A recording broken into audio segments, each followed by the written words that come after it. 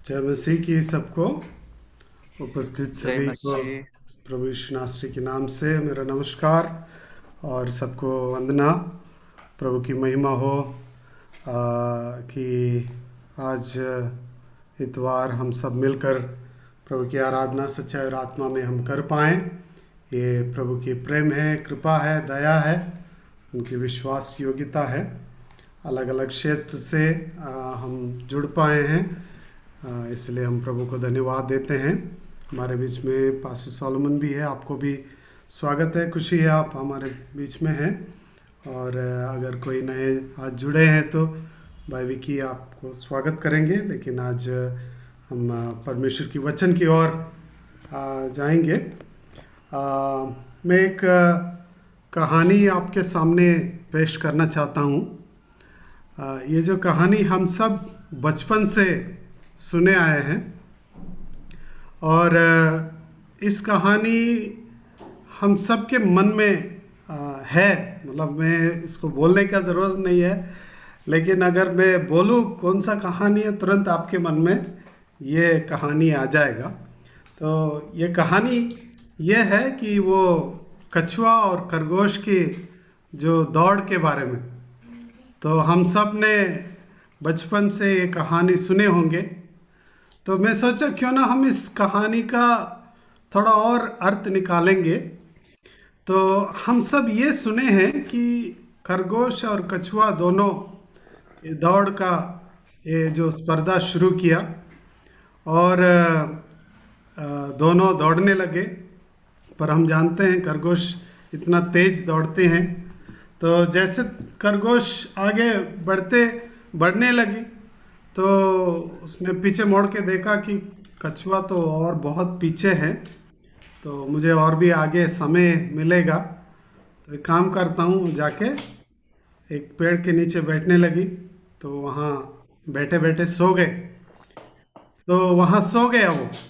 तो उसी दौरान हम जानते हैं कछुआ उस लक्ष्य की ओर पहुँच गया और वो खरगोश के पास आके मिलता है।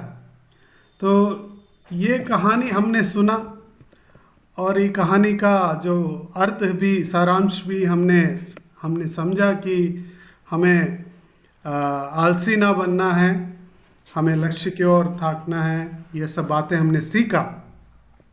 लेकिन इस कहानी को थोड़ा आगे बढ़ा दिया है। शायद आप लोगों में से कम ही लोग सुने होंगे, तो इसलिए मैं चाहता हूँ इस कहानी का थोड़ा आगे जो अगला वर्जन है, वो मॉडर्न वर्जन है, उसको भी मैं सुना दूँ। तो खरगोश को ये बात सह नहीं पाया, बहुत दुख हो गया कि वो हार गया। तो वो बैठ के सोचने लगा, क्या हो गया, मैं क्यों हार गया। तो उसको पता चला कि वो ध्यान नहीं दिया, उसका ध्यान केंद्र में यानी लक्ष्य में नहीं था, वो आलसी बन गया था।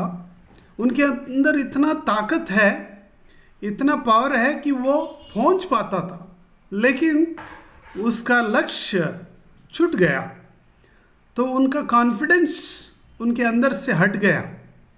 तो उसने बैठ के ये बात सोचा। तो उसने सोचा चलो एक और बार हम इस दौड़ को फिक्स करेंगे। तो उसने खरगोश के पास गया, कछुए के पास गया और बोला, भाई देखो मैं हार गया, मान लेता हूँ, लेकिन हम एक और रेस रखेंगे, एक और दौड़ रखेंगे। तो उस दौड़ में मैं ज़रूर जीतूंगा। तो दोनों दौड़ फिक्स कर दिया। तो उसमें खरगोश पक्का जीत लिया, क्योंकि खरगोश एकदम डिटरमाइंड था, एकदम सिद्ध था कि हाँ मैं इस बार पक्का जीतूंगा। वो जीत लिया दूसरी बार। जब दूसरी बार जीत गया तो उस बात उनको बहुत क्या बोलते हैं, एक अहंकार उसके अंदर आ गया कि मैं किसी को हरा सकता हूँ, मैं कुछ नहीं, मतलब कोई मेरे सामने कोई कुछ नहीं है। तो इस बात थोड़ा अपना जो कछुआ भाई को उतना पसंद नहीं आया। तो उसने सोचा ये खरगोश को एक एक सीख को सिखाना, एक सबक सिखाना है। तो उसने खरगोश के पास जाके बोला, भाई एक काम करते हैं, एक और रेस लगा देते हैं, एक और रेस लगा देते हैं। तो उसने मान लिया, तो बोला कि अरे मैं तो आराम से जीत जाऊंगा, मैं अभी तो जीता के मतलब जीत के दिखा दिया मैंने। तो खरगोश मान लिया। तो दोनों तीसरी बार रेस लगाए। तो तीसरी बार ये जो कछुआ ने क्या करा, तो उसने बोला एक कंडीशन है, इस बार जो रेस है वो दूसरे रास्ता से करेंगे, यहाँ से नहीं। अब रेस का जो ट्रैक है वो बदल जाएगा। तो उसने मान लिया चलो जो भी है हम तो तैयार है, कूद के हम पहुंच जाएंगे उधर। तो खरगोश बहुत अहम से अपना घमंड से वो कछुए को नज़रअंदाज किया और उसने उस ट्रैक की ओर भागा। और आगे जाते जाते उस ट्रैक के अगर आगे वो लक्ष्य की ओर जाना हो तो रास्ते में एक बहुत बड़ा अड़चन आया। वो था वहाँ एक बहुत बड़ा नदी। तो ये देखकर खरगोश थोड़ा पीछे हट गया। तो वो नदी में कूदना नहीं चाहता था, वो बहुत निराश हो गया, वहाँ बैठ के रोने लगा।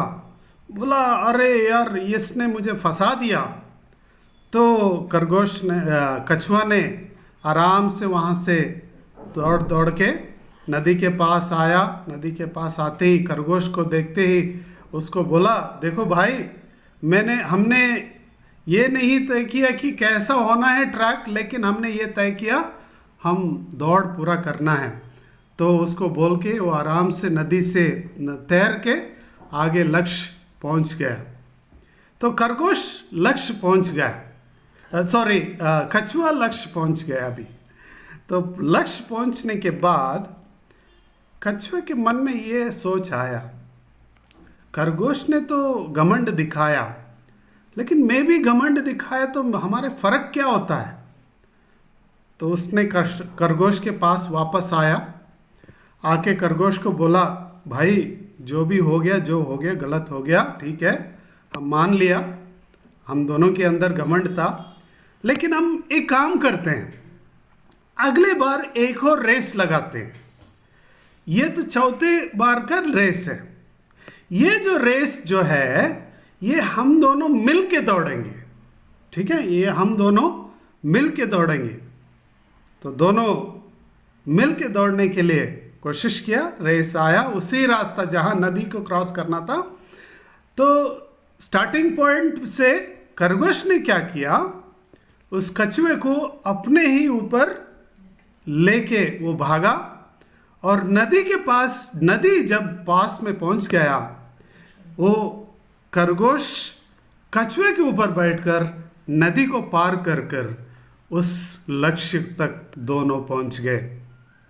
ये मॉडर्न वर्जन ऑफ स्टोरी है इसका, ये जो पुराना कहानी का, ठीक है। ये बात हम सब सुना ये स्टोरी। मैं मानता हूं कि हम सब इस बात को समझ लिए होंगे कि आज मसीहत जो है, मसीह जो दौड़ है, वो जो आखिरी रेस जो था ऐसा वाला रेस है। तो इसलिए मैं आज शाम आपके सामने मसीह रेस के बारे में, यानी मसीह दौड़ के बारे में मैं आपके सामने कुछ बातें रखना चाहता हूं। इसलिए मैं आपको आज के संदेश का एक शीर्षक ऐसा रखना चाहता हूं, विश्वास की दौड़। विश्वास की दौड़। हम सब एक दौड़ में हैं, मसीह लोग एक दौड़ में हैं। तो ये जो दौड़ है कि हम सब के लिए बोला गया है, हम सब के लिए है, हमारे लिए एक लक्ष्य है। तो हम सब उस लक्ष्य को देखकर हम दौड़ रहे हैं। अब उसके बारे में इब्रानियों की पत्री उसकी 12वां अध्याय, सॉरी 1 से 5 नहीं 1 से 3, वो गलत हो गया। तो 1 से 3 तक हम अगर पढ़ेंगे, वहाँ पर हमें पता चलेगा कि ये दौड़ के बारे में जो मैं मानता हूँ पौलुस ने लिखा होगा। तो वहाँ पर जो भी इब्रानियों की पत्र लिखा है वो कहता है कि ये दौड़ में हम सब हैं। तो इस दौड़ को कैसे दौड़ना है, इस बारे में हम यहाँ पर पढ़ सकते हैं। तो इब्रानियों की पत्री उसकी 12वें अध्याय उसकी पहला आयत से 3रे आयत तक कोई जोर से पढ़िएगा। पहला 12वीं अध्याय पहले आयत से 3री आयत तक। इस कारण जबकि गवाहों का ऐसा बड़ा बादल हमको घेरे हुए है, तो आओ हर एक रोकने वाली वस्तु और उलझाने वाली पाप को दूर करके वह दौड़ जिसमें हमें दौड़ना है, धीरज से दौड़े और विश्वास के कर्ता और सिद्ध करने वाले यीशु की ओर ताकते रहें, जिसने उस आनंद के लिए जो उसके उसके आगे धरा था, लज्जा को कुछ चिंता ना करके क्रूस का दुख सहा और परमेश्वर के सिंहासन की दाहिनी ओर जा बैठा। इसलिए उस पर ध्यान करो, जिससे अपने विरोध में पापियों का इतना विरोध सह लिया कि तुम निराश होकर साहस ना छोड़ दो। धन्यवाद, धन्यवाद बहन। तो यहाँ पर हमने देखा कि जो इब्रानियों की पत्री उसकी 12 अध्याय की शुरुआत में पहले आयत में ऐसा लिखा है कि इस कारण, तो हम थोड़ा पड़ताल करेंगे, उसका जांच करेंगे कि क्यों ये लिख रहा है। इस कारण क्या है, क्या कारण है कि वहाँ पहला आयत में लिखा है जबकि गवाहों का ऐसा बड़ा बादल, गवाहों का एक ऐसा बड़ा बादल हमारे चारों ओर है, यानी बहुत बड़े एक झुंड हमसे पहले ही और दौड़ दौड़ चुके हैं। वे सब अपने जीवन की उस दौड़ को पूरा करते हुए हमारे चारों ओर खड़े हैं, और हमारा दौड़ अभी हम खुद ही दौड़ के ख़त्म करना है, और कोई हमारे लिए नहीं दौड़ेंगे।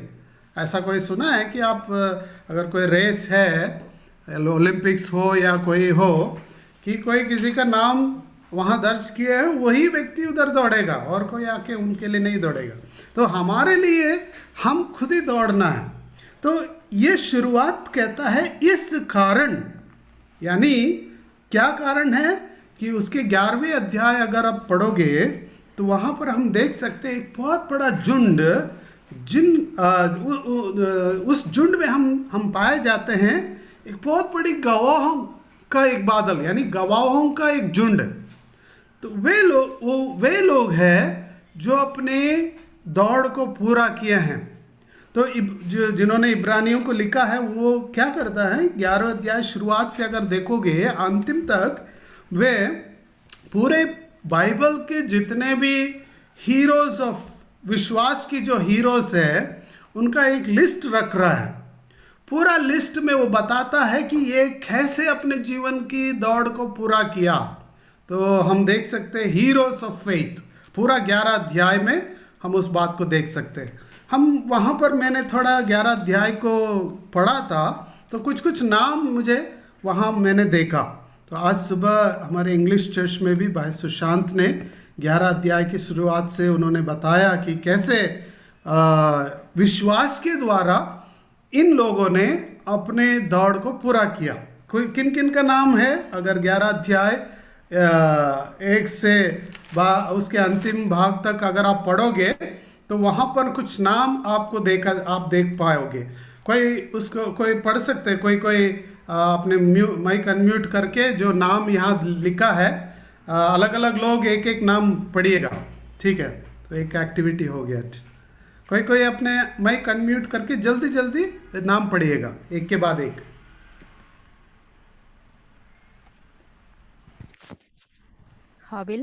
हाबिल, ओके। नो, अब्राहम, सारा,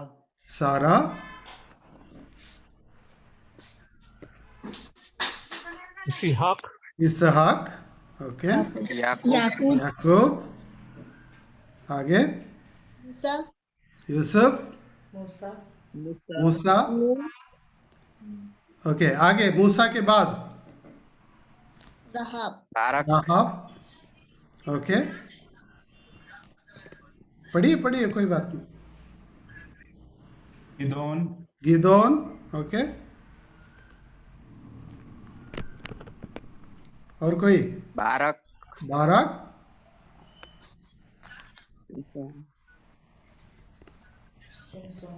सिमसोन, ठीक है, और कोई? हाँ, ओके। इप्ता, दाऊद, शमूएल, भविष्यवक्ताओं।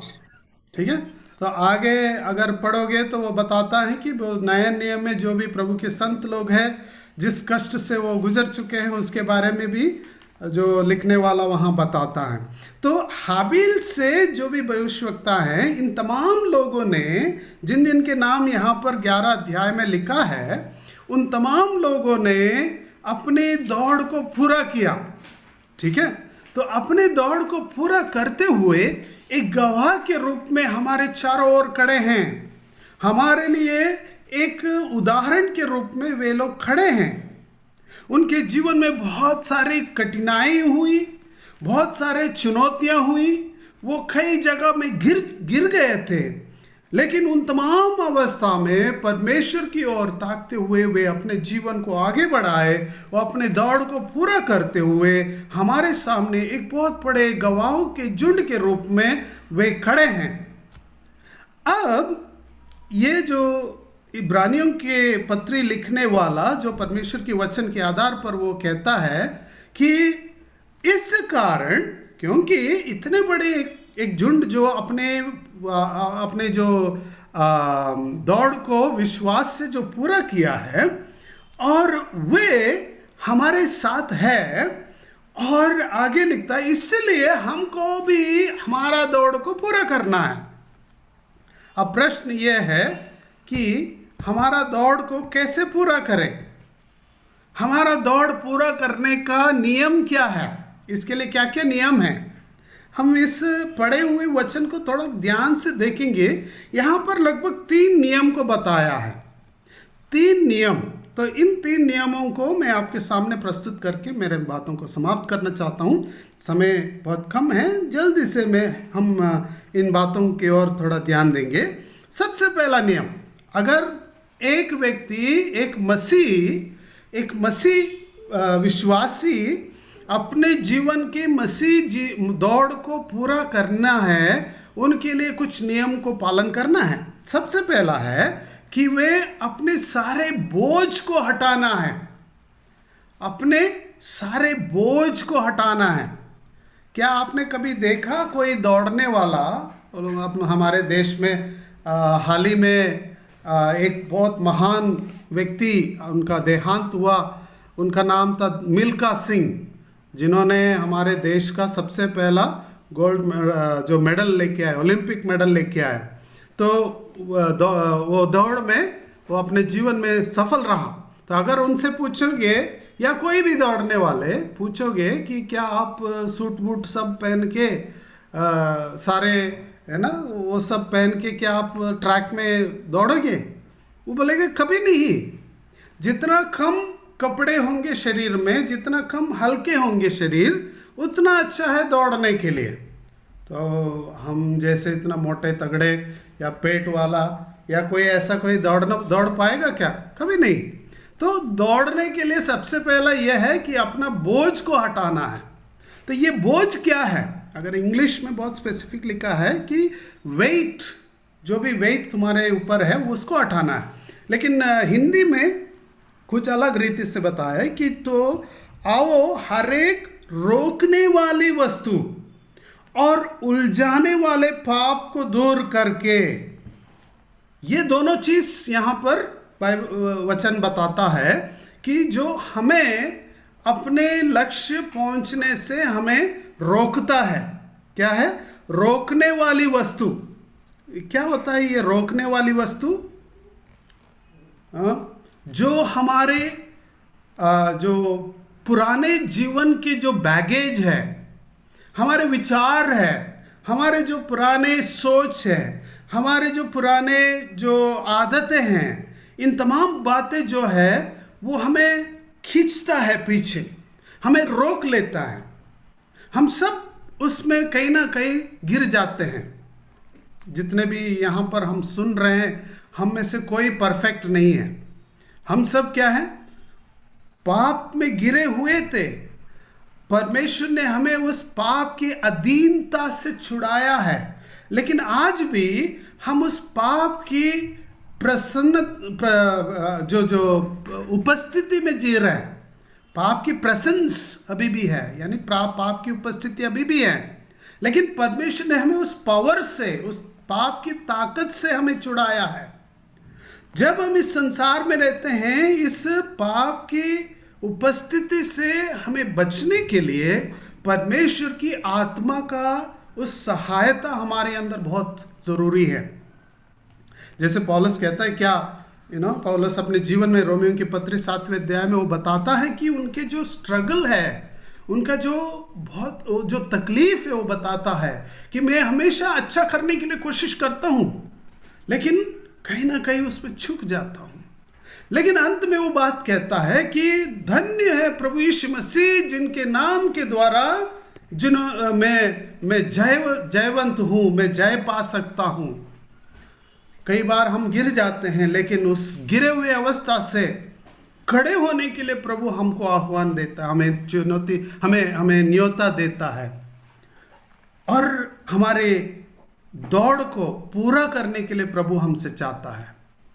प्रभु ये नहीं चाहते कि हम सोचो कि हमारे दौड़ में हम गिर गए हैं लेकिन वही पड़े रहो। प्रभु ये नहीं चाहता है। प्रभु चाहता है कि उठो, खड़े हो जाओ, वहां से खड़े होके आगे अपनी दौड़ को पूरा करना है। लेकिन कई बार जब हम गिर जाते हैं, उस गिरे हुए अवस्था में उसका परिणाम को हम अनुभव करना पड़ता है। ये परिणाम बहुत गहरा हो जाता है, कभी कभी ये परिणाम बहुत स्ट्रॉन्ग, भयंकर हो जाता है, बहुत खतरनाक हो जाता है। लेकिन प्रभु का कृपा हमारे ऊपर आएगा जब हम खड़े होते हैं और प्रभु पर भरोसा रख के हम अपने जीवन को आगे बढ़ाता है। तो ये सबसे पहली बात, हमारे बोझ को हटाना है। तो इसलिए हमारी जो पारंपरिक सोच है, पारंपरिक विचार है, जो परंपरा हम पीछे करते आए हैं, उन तमाम बातों को हम अलग करना। इसलिए यीशु मसीह जब अपने इस संसार की जो सेवकाई के समय पर वो ऐसे पुकारा, बोला, हे बोझ से दबे हुए लोग जो थके हुए हैं, मेरे पास आओ, मैं तुम्हें विश्राम दूंगा। ये बोझ जो है पाप की बोझ हो सकता है, ये बोझ जो है हमारे परंपरा की बोझ हो सकता है, हमारे विचार की बोझ हो सकता है, हमारे धर्म की बोझ हो सकता है, हमारे जो परिवार के जो पीछे जो लोग हमें खींचते हैं, उन तमाम बोझ हो सकते हैं। इन तमाम चीज़ों को हमें हटाना है, तभी हम आगे बढ़ पाएंगे। कई बार क्या है, हम इसमें उलझ जाते हैं। हम अपने पुराने विचार को लाके हम सोचते हैं, अरे वो ऐसा होता, ये ऐसा होता, तो इसलिए हम आगे नहीं बढ़े। तो इन तमाम बातों को सोच कर हम उलझ जाते हैं। यही शैतान भी हमसे चाहता है।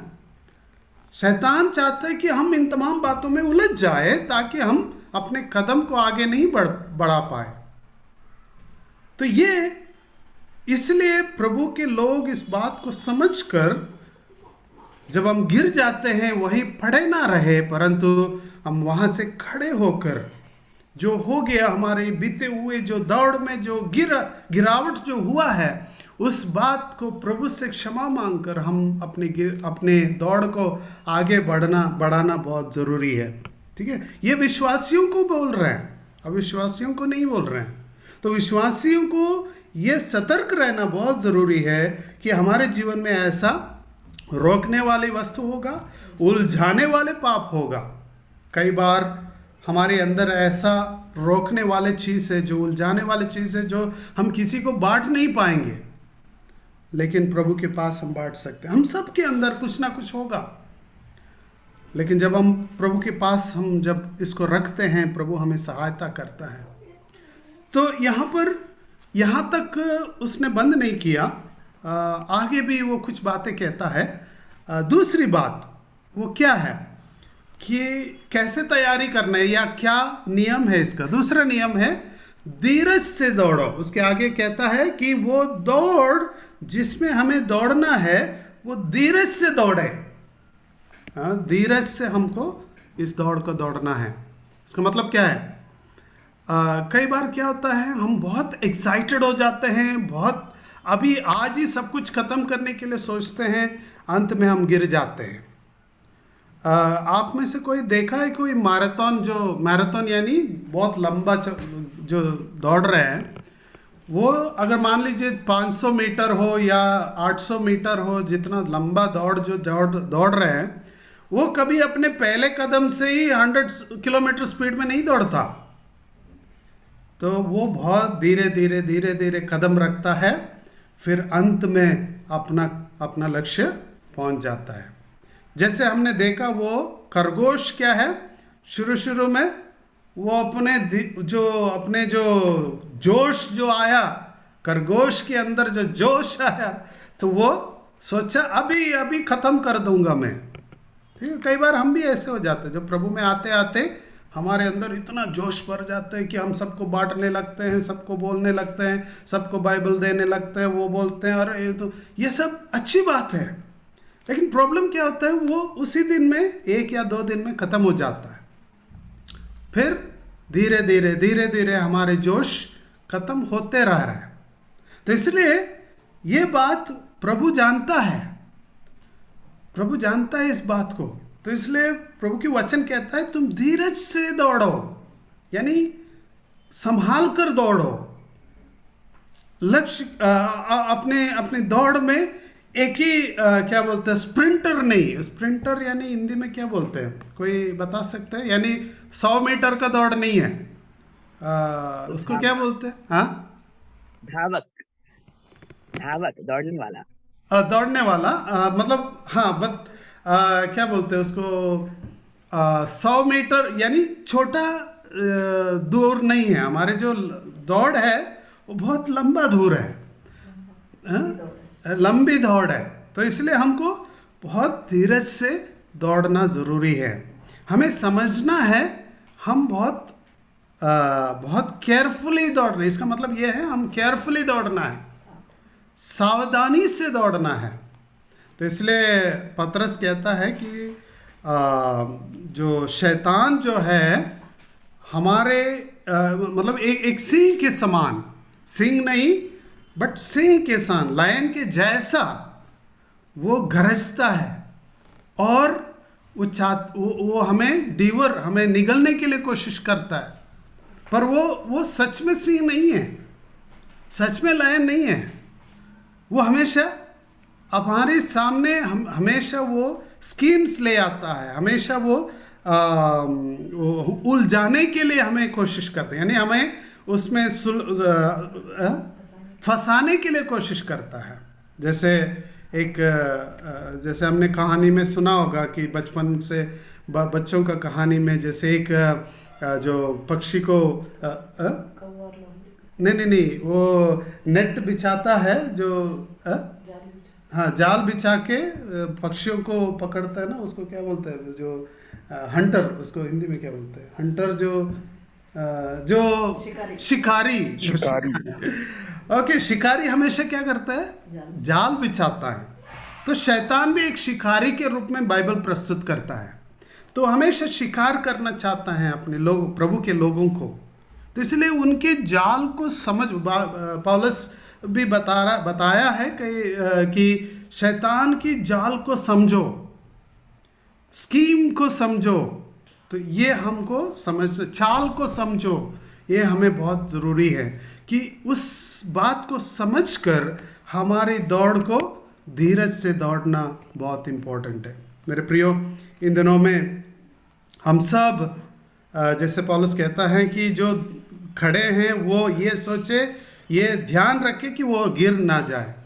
तो हम सब खड़े हैं आज ये इसलिए क्योंकि प्रभु की कृपा है, नहीं तो कल हम गिर जाते थे। प्रभु की कृपा है, तो इसलिए हमें ये बहुत सतर्क रहना है कि कल के दिन हम ना गिरे। हम गिर गए होंगे कल, हम खड़े हैं आज क्योंकि प्रभु की कृपा है। तो आगे भी हम प्रभु पर निर्भर होते हुए हम आगे अपने दौड़ को पूरा करने के लिए कोशिश करेंगे। और तीसरे नियम, सबसे पहला नियम क्या था, कोई बता सकते हैं? अपने सारे बोझ को हटाना। ओके, अपने सारे बोझ को हटाना है। ठीक है, वेरी गुड। तो धीरज से दौड़ना है। धीरज से दौड़ना है। मैं इसलिए पूछ रहा हूँ क्योंकि मुझे ऐसा लग रहा है मैं मेरा कंप्यूटर का स्क्रीन से बात कर रहा है, मैं कर रहा हूँ तो, बट ये बात मुझे गलत साबित करना है मेरे दिमाग को, तो इसलिए मैं बार बार आपसे बात कर रहा हूँ ताकि आपकी आवाज़ सुनते ही मेरा दिमाग कहेगा कि हाँ मुझे सुनने वाले हैं उधर, तो इसलिए मैं बार बार आपसे पूछ रहा हूँ। ठीक है, तीसरी बात है लक्ष्य पर ध्यान देना। लक्ष्य पर ध्यान देना। तो हमारे खरगोश भाई की ओर फिर से हम जाएंगे, तो उनसे पूछेंगे क्या प्रॉब्लम था। सबसे पहले उनका प्रॉब्लम क्या था? वो अपने और की ओर सोचा, अपने बारे में सोचा, तो बोला, और दूसरे के बारे में देखा, जो साथ में दौड़ रहे हैं उनके बारे में देखा, उसका कमजोरी को देखा, उनकी कमी को देखा, वो अपने अंदर देखा, अपने घमंड को देखा, अपने ईगो को देखा, अपने चारों ओर देखा, इसलिए वो उसका लक्ष्य वहाँ हट गया। मेरे प्रियो, कई बार हम में से कई लोग, हम सब, कई लोग नहीं, हम सब, मेरे ख्याल से हम सब ये बार बार करते हैं, हमारे लक्ष्य से हम छूट जाते हैं। लेकिन यहाँ बहुत स्पष्ट रूप में प्रभु की वचन कहता है कि उसकी तीसरी आयत में क्या लिखा है? इसलिए उस पर ध्यान करो। मैं बहुत हैरान हो गया कि जब इसने ऐसा क्यों लिखा है, क्योंकि एक पहला आयत में लिखा है इतने बड़े झुंड हमारे चारों ओर है, इतने बड़े गवाह हमारे चारों ओर है, उनको देखो नहीं बोला उसने। हमारे चारों ओर जितने भी हैं, जितने नाम हमने इधर पढ़े हैं, उनको देखो करके नहीं बोला।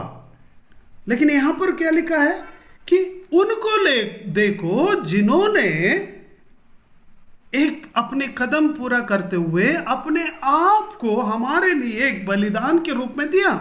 और उनका विशेषता क्या है? वो कौन है? वो है प्रभु यीशु मसीह। इन तमाम अगुओं के, इन तमाम गवाहों की ओर मत देखो। अगर आप उधर देखेंगे तो आप गिर जाओगे फिर से, बट आपके लक्ष्य की ओर देखना है। ये जो गवाह है वो दोनों साइड में खड़े हैं, हमें प्रोत्साहन देने के लिए, हमें उत्तेजन देने के लिए, हमें ये बोलने के लिए चलो आगे बढ़ो, तुम्हारे लक्ष्य की ओर बढ़ो। पर हम क्या करते हैं? लक्ष्य ना देखते हुए इधर उधर देखा तो हम आगे नहीं बढ़ पाएंगे, हमारे दौड़ को पूरा नहीं कर पाएंगे। इसलिए यीशु मसीह को लक्ष्य के रूप में रखा है यहां पर, क्योंकि वहां एक स्पेशल गुण है, उनका एक विशेषता है। क्या है उसका विशेषता?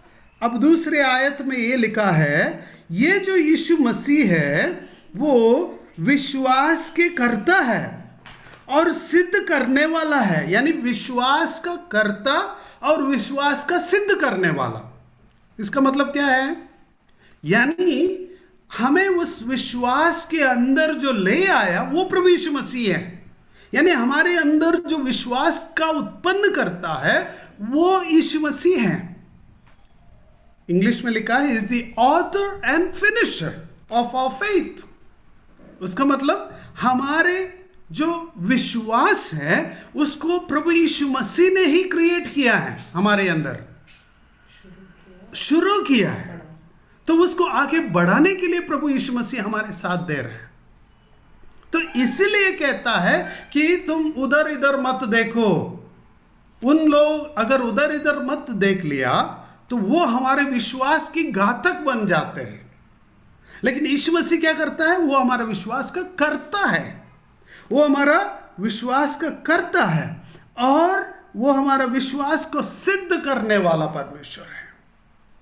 जब तक हम उस दौड़ को पूरा ना करते तब तक हमारे संग रहते हुए, हमें बल देते हुए, हमें आशा देते हुए, हमें सांत्वना देते हुए, हमें शांति देते हुए, हमें उस उद्धार के आनंद देते हुए, हमें उस बलहीनता में बल देते हुए, हमें आगे बढ़ने वाला उस प्रभु यीशु मसीह वही है, उस विश्वास का कर्ता और विश्वास को सिद्ध करने वाला प्रभु यीशु मसीह। मेरे अजीजों, इन दिनों में हम किसकी ओर ताकते हैं? हमारा लक्ष्य क्या है? हम कैसे दौड़ते हैं? हम जब दौड़ते हैं तो क्या हम हमारे लक्ष्य को नज़रअंदाज करते हैं? हम लोगों की ओर सुनते हैं, लोगों की बातों को सुनकर हम गिर जाते हैं, हम चोट खाते हैं, हम अपने आप को उस छोटीले अवस्था में पा जाते हैं, हम अपने आप को बलहीन अवस्था में पा जाते हैं, हम तकलीफ से गुजरते हैं।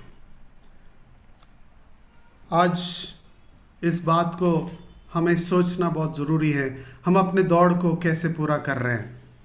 पौलुस अपने जीवन के अंतिम समय में ये कहा, मैं अच्छा दौड़ दौड़ा, मेरे विश्वास को पूरा किया और मैंने अपने दौड़ को पूरी किया।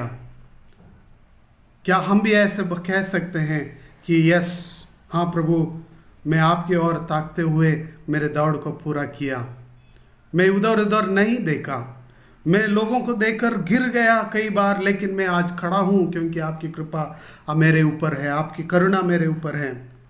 क्यों यीशु मसीह के ऊपर थकना है? क्योंकि वचन में हमें ये बताया कि सिर्फ और सिर्फ यीशु मसीह ही है जो हमें हमारे विश्वास का कर्ता और हमारे विश्वास को सिद्ध करने वाला वही है।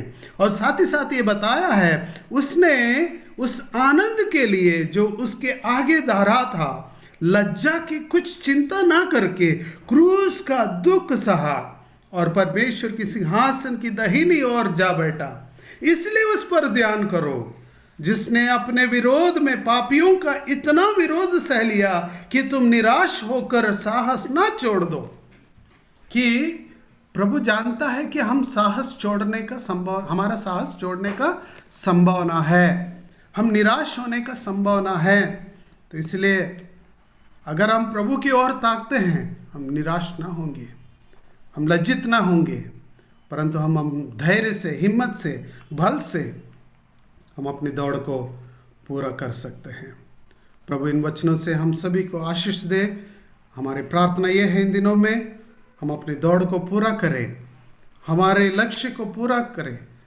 ये सिर्फ और सिर्फ तभी होगा जब हमारे लक्ष्य की ओर हम ताकते हैं, प्रभु यीशु मसीह की ओर हम अपने ध्यान केंद्रित करते हैं, क्योंकि उसी ने हमें विश्वास दिया है, हमारे विश्वास को सिद्ध करता है, वो हमारे विश्वास का करता है।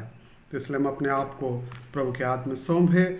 इन वचनों से प्रभु हमें आशीष दे। धन्यवाद।